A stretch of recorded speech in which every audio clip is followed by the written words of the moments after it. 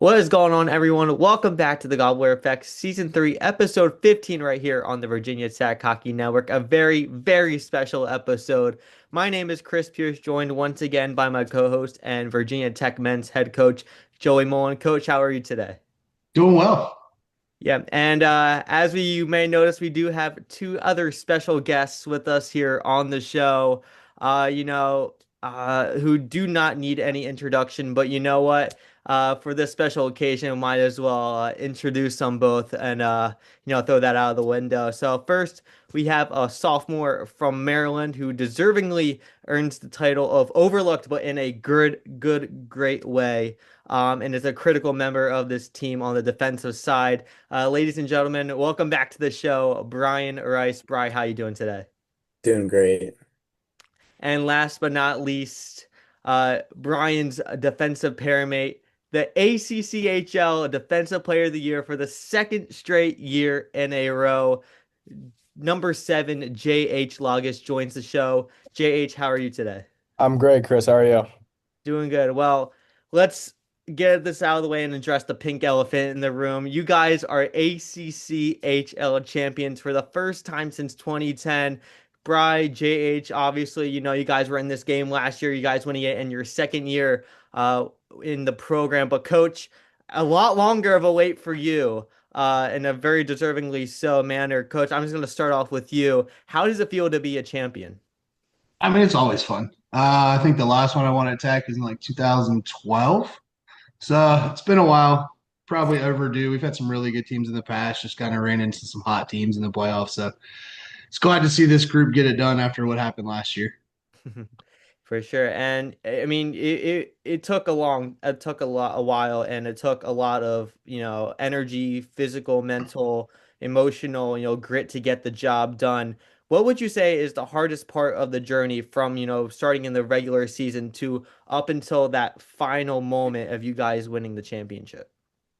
Thought this year was like really a grind with a lot of injuries, big time players leaving this semester to go overseas for a semester.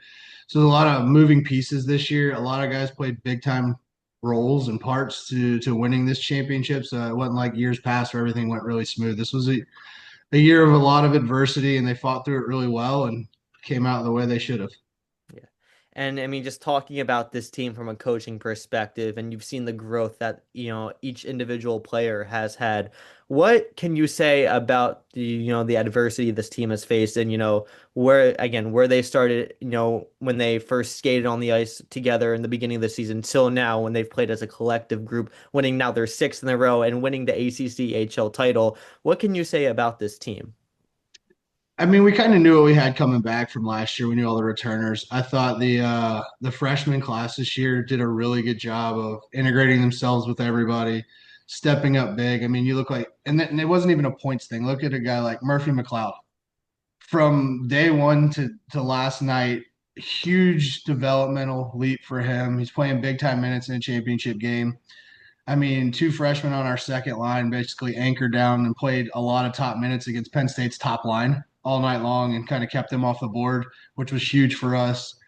Third line guys, fourth line. I mean, the freshmen have been really big and they fit in with these top end guys that we have, and I think it kind of made everything pretty smooth this year. Yeah, and now kind of segueing that on to Bry and Jade. You guys can answer this however, whatever order you want. But you guys are ACCHL champions. You guys suffered that loss last year to Penn State. You avenged that this year on Saturday. But then you come back yesterday and you beat Maryland. What went through your mind as soon as Cam hit that game-winning goal? What was the first thought? I think it was just like pure excitement. Like after last year was just like that was just heartbreaking last year. And I mean, beating Penn State on Saturday, we were talking about it, how it's like kind of similar to last year where we had the big game on Saturday and then going into Sunday, we just had to, we had our destiny in our hands, and this year we took full advantage of it. Yeah, and what was JH, what was the payoff? I know Bryan mentioned, that Penn State game, a lot went into that. It was kind of equivalent to you guys, last year with NC State, and then you guys lost to Penn State that Sunday. But now, this year being different and, beating Penn State, that team that you've struggled against in getting over that hump, and then on Sunday, winning that game against Maryland to secure the championship. What did that payoff feel like? It was definitely great. I thought the three teams that we played were probably the three best teams in the league, besides us, obviously. Um, we've Penn State has had our number ever since I've been here. It's been however many years since we beat them, but um, yeah, just staying focused the whole way through. We finally saw them not on the third day of a weekend. The past 2 years we've played them every single time we played them. It's been on day three of a 3-3, which is hard. Obviously that's not as an excuse because they did the same thing, but you see when we have fresher legs what we can do as a team. And obviously like Maryland, yeah, they were the 8 seed, but they were a way better team than what their number were showed them. Their freshman goaltender was amazing. He played all 3 games and had the most saves, probably. I don't know off the top of my head, but definitely had the most saves of any goalie. And kept that team in it for sure. Yeah, after we scored that goal, that was definitely just pure jubilation for sure. Like you work. It's been kind of an up and down season for sure. We've had our moments of special moments against Liberty, like to start the year when we, scored 2 in the last minute to win and then tied it the next day, like, and then, losing some games that we probably shouldn't have lost in the middle of the year, but then, that kind of taught us like what it really takes to win hockey games. And that kind of just showed you what we did this weekend. The third game in 3 days going into overtime, that we, stayed determined and we pushed through and got the job done. Yeah. What makes this team, so special from a player perspective? I know last year it was the chemistry, and the players kind of coaching themselves and their teammates around them, the leadership group stepping up.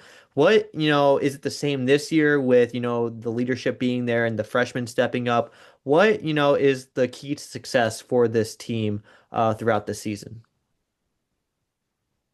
Um, Yeah, I mean it's a lot of different things, right? I think one of the key success in my opinion was I think that our schedule this year has shaped us into a more competitive and grittier hockey team than we were last year. Last year we had a lot of, blowout wins and our record was, 24-4 or whatever it was, and we had all these wins and we're like, oh, VT's really good, but then, we go in the playoffs and we lose the big one because we haven't played a, solid team versus this year we know what it's like to be down 2 goals and that's okay, right? Because no matter what, we're gonna stick in it and play well and fight to the very end. So I think that was a huge deal that kind of is important and a necessary um obstacle that every championship team comes across, Mhm.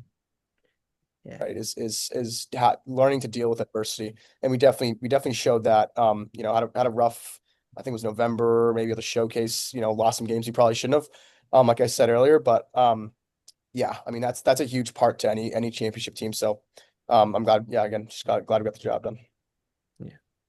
And Bry, going back to you, as of late, as I mentioned, you guys are kind of on a hot streak. You beat Ohio, you beat Wake Forest, you beat D1 Townsend, and then you come in this tournament and you win 3 in a row. What kind of momentum does that give you guys, heading into a very important stretch now? Got regionals up ahead where you guys were last year, but you lost to Ohio heartbreaking fashion.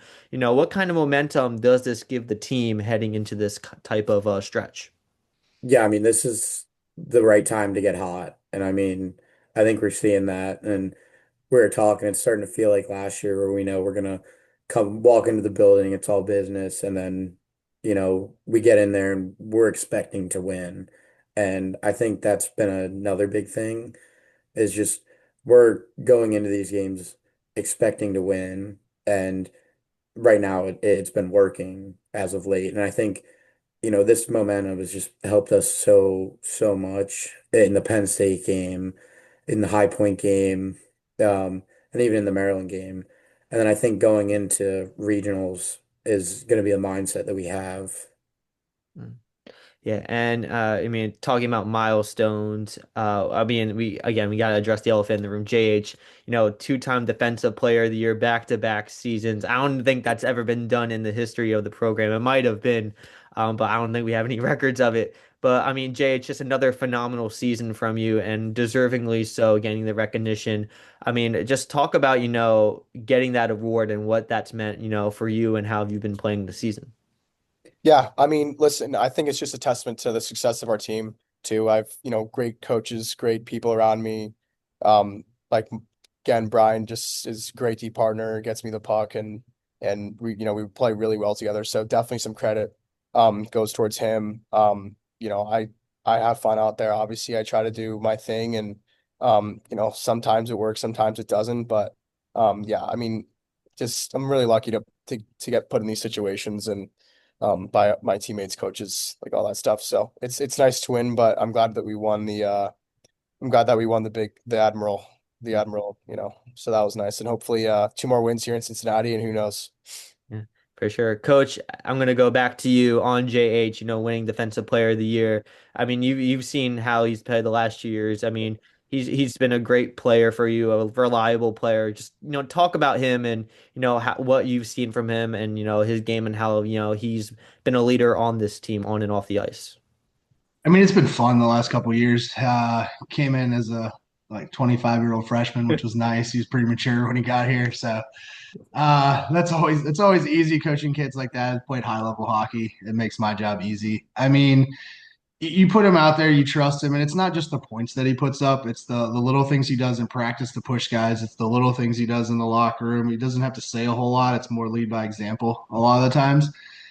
But I mean, even if he's not scoring, he's the guy that's going out there and playing top minutes against top guys every night. He's shutting guys down. Him and Bryan don't give up many 5-on-5 goals.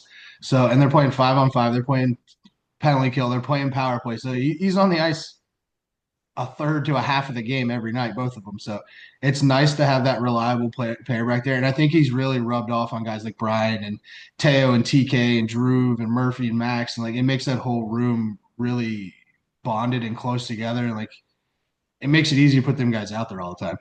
Yeah. Well, we'll see what happens this upcoming you guys get the week off. You get to see who you guys will play tomorrow night at the regional rankings reveal. But I mean, just talking about, the road ahead of you guys. You guys have been there before. You kind of know what's expected. Coach, I'm gonna start with you. How do you prepare this team for another run, in the regional tournament where you're gonna face, possibly even, tougher competition than what you faced this past weekend? I mean, I don't think there's going to be many teams that we're going to face, even in this regional, that are a lot tougher than what we faced this year. I mean, Ohio's a number 3 ranked team. Liberty's in the top 10. Penn State's in the top 10. Rowan was 11. So a lot of the teams we've already played, they're all going to be pretty similar. Maybe the outlier would be like Florida Gulf Coast. They're pretty good, but Liberty plays them tough all the time. So I feel like they're going to be similar to that playing style. So tomorrow night we'll figure out who we're playing, and me and Colin will probably get to work on breaking them down, see what they do best, see where they're vulnerable at, and start putting it into practice over the next week and a half, and have these guys ready. And really, it's all up to them. We just try to put them in the best spot, and they go out and execute it. Yeah. And I mean, Briar Jade, you can answer this question, from a player's perspective, you guys have been on a roll, winner 6 in a row. You played every weekend, but you're gonna have this long extended break, between now and, a week and a half from now and playing in regionals. What's, the mental and, physical preparation with you guys, making sure that you're staying focused and staying prepared for when that time comes. I don't think much is going to change. I mean, we've had off weekends before. Um, I just think, come next week, I think it's going to be really got to start bearing down in practices. And I mean, it's win and you go home. Uh, and that it was like that this weekend as well. And, we were fighting for that regional spot this past weekend. And I think we kind of just have to have the mentality of we're going there to win 2 games, and there's not a team that'll be able to stop us. Yeah. Yeah, I mean, piggybacking off that too, like it's the coach's job to prepare for the other team, but as players, it's our job to prepare ourselves. And they'll get this, they'll scout some guys, tell us their tendencies, but at the end of the day, like my mindset has just been like worry about us. Like all that matters is us. How we play, if we play our game in the right way, there's very, very minimal and few teams that can beat us like that. So I'm really confident in our guys that we'll be able to get the job done. Yeah. Well, we'll see what happens first with the seating, and then we'll see what happens when you guys travel to Cincinnati in a couple of days, a week and a half from now. But last question is kind of a fun one I have for you guys. So I'm not sure if they actually do this with the Admirals Cup or whenever you guys will get it back, but you know how with the Stanley Cup, each individual player takes it, and they do something special with it, whether they go to their hometowns or, go to the beach and, drink out of it. If you guys, I don't know, again, I don't know if this is going to happen or not, but if you guys get the chance to spend the day with the Admiral Cup, what is the first or what are some of the things that you would plan on be doing it with? It's going everywhere with me, I guess. I get it. I guess I would get it for 3 days because I got Max and Zach here as well. So I get an extended time, I guess, seeing it and stuff. So yeah, I mean, I haven't really thought too much about that yet. Not yet. JH? Yeah, I don't know. It's definitely nice to win. Like Brian said, I haven't really thought too much about it. But it'd be even nicer to win that national championship trophy. That would be that's really the one. So, but yeah, I mean, it's great. Yeah, I mean, I'm sure coach has been waiting 14 years or however long. So I think he probably gets it for more than a day. We'll win it next year again, so you don't have to worry about us so much. But I can get if coach wants to have it for a month or two. Oh, I won't even get to play with the thing. Probably my kids are all about it. They were more upset last year than me. They were devastated last year, so I'm glad they got to get their hands on it this year. Well, that all sounds great. But that'll do it for episode number 15 of the Gobbler Effect here on the Virginia Tech Hockey Network. Bry, JH, Coach, thank you so much for joining us. And to the fans at home, thank you so much for tuning in all season long. Don't forget to hit that like button and subscribe here on the channel. That'll do it for episode 15. As I mentioned, the Hokies will head to Cincinnati in a couple of days for the ACHA regional tournament down in Cincinnati or up in Cincinnati, Ohio. You can tune in on that on Flow TV when that time comes. But until then, let's go Hokies.